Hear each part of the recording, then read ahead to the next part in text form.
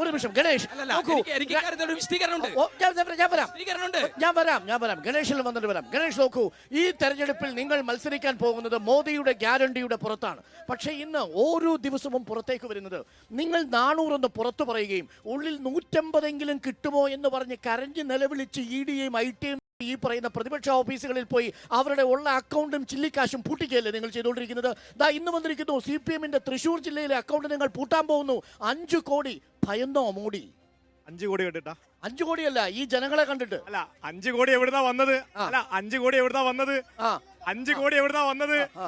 5 കോടി വന്നത് ഇവിടുത്തെ സഹകരണ ബാങ്കിൽ നിന്നുള്ള കട്ട പൈസയാണ്. ആര് പറഞ്ഞു ഗണേഷ്? ആര് പറയണം? പ്രൊസീഡ്സ് ഓഫ് ക്രൈം കണ്ടെടുത്തോ? പ്രൊസീഡ്സ് ഓഫ് ക്രൈം കണ്ടെടുത്തോ? അത് ഈ 5 കോടിയും കരുവന്നൂരിലെ പണവും തമ്മിലുള്ള ബന്ധമുണ്ടെന്ന് എവിടെ തെളിവ്? തെളിവ് വരും. നിങ്ങൾ എന്തിനാ പേടിക്കുന്നത്? അന്വേഷിക്കില്ലേ? വരുമ്പോഴേക്ക് തെരഞ്ഞെടുപ്പ് കഴിയും. ഈ 5 കോടി ഉപയോഗിക്കാൻ പറ്റാതെ തെരഞ്ഞെടുപ്പ് കഴിയൊന്നുമില്ല. തെരഞ്ഞെടുപ്പ് ഇത് കരുവന്നൂരില് തെരഞ്ഞെടുപ്പ് സ്റ്റണ്ട് കണ്ടിട്ടുള്ള അന്വേഷണമല്ല. അത് അന്വേഷണം നടക്കും.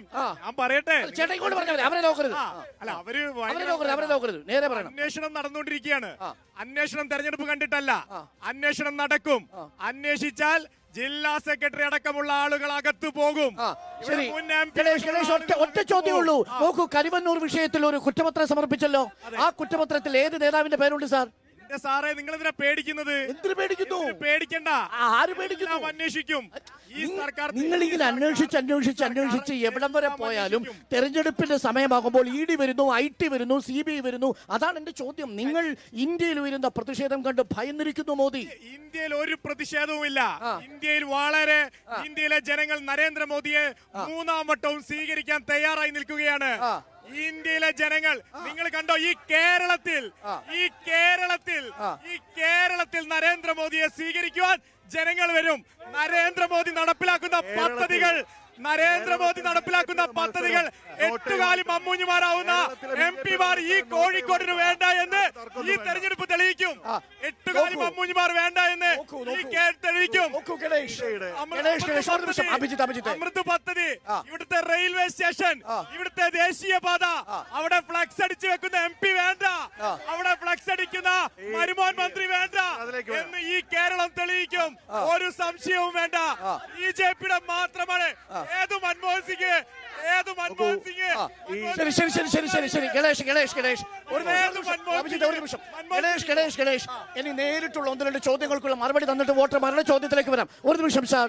നോക്കൂ, 2014 മുതൽ 2024 വരെയുള്ള 10 വർഷം ഇന്ത്യയിലെ ശരാശരി ഒരു വോട്ടറുടെ ജീവിത ചെലവ് ഇരട്ടിയിലധികമായി എന്ന് നിങ്ങളുടെ തന്നെ കണക്കുകൾ പറയുന്നു. ഐക്യരാഷ്ട്ര സംഘടനയുടെ ILO-യുടെ കണക്ക് പ്രകാരം ചെലവ് വർദ്ധിച്ചു, തൊഴിലില്ലായ്മ നിരക്കും വർദ്ധിച്ചു.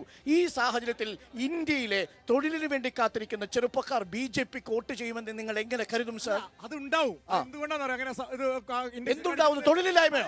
പറയട്ടെ, ഞാൻ ഫുള്ള് പറയട്ടെ. ഉണ്ടാവും. അവിടെ സെക്രട്ടേറിയറ്റില്, തിരുവനന്തപുരം സെക്രട്ടേറിയറ്റില് പിണറായി വിജയന്റെ മൂക്കിന്റെ തുമ്പില് മുട്ടിലെഴുക തൊഴിലിന് വേണ്ടിയിട്ട്. തൊഴിലിന് വേണ്ടി മുട്ടിലെഴുയുന്നു. ഗുജറാത്തിലുണ്ടോ? മധ്യപ്രദേശിലുണ്ടോ?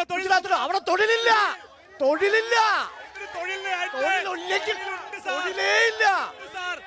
സമരം നടക്കുന്നുണ്ടോ? സമരം നടക്കുന്നുണ്ടോ? ഇന്ത്യയിൽ എവിടെയാ?